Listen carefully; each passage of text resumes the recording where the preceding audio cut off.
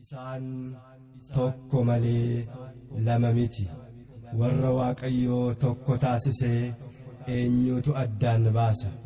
Wangeela Maatewos boqonnaa 19 lakkoofsa 6.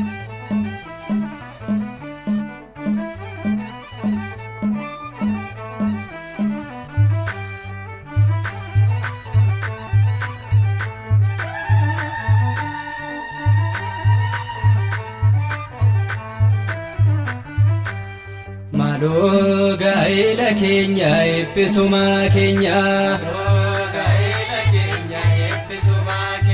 Maaloo gaa'ela keenya eebbisuma keenya. Gaa'eluma keenya. Gaa'eluma keenya. Gooftaa si waammannaa. Kottu gidduu keenya.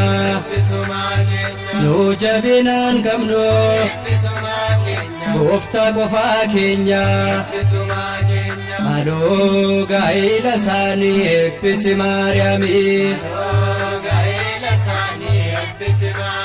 Maaloo gaa'ela isaanii eebbisi Maariyaami.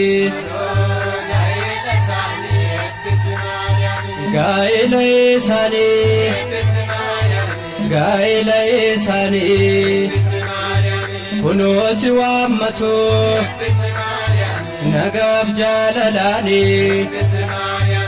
Atirraan fagaatiin. Harka keerra qabii. Maaloo gaa'ela isaanii eebbisi Maariyaami. Maaloo gaa'ela isaanii eebbisi Maariyaami. Gaa'ela isaanii. Gaa'ela isaanii. Miyaa kee argatanii. Faarsanii leelchanii. Atirraan fagaatiin. Kottu kaa Maariyaami. Maaloo gaa'ela isaanii eebbisi Maariyaami.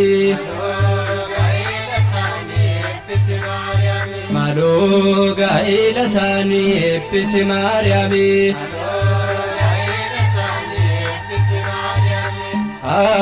Gammaannu gammaannu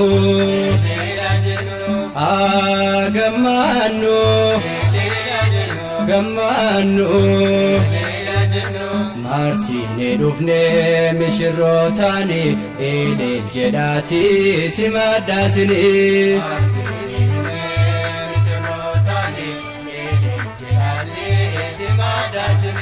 Maarsinee dhufnee mishirrootaani eeleel jedhaati si maddaasini.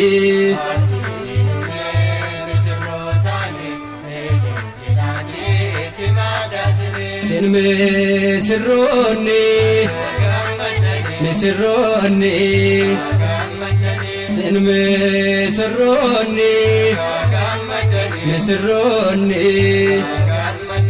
Gooftaan eebbiseera gaa'ela keessanii. Maariyaam eebbisteetti gaa'ela keessanii.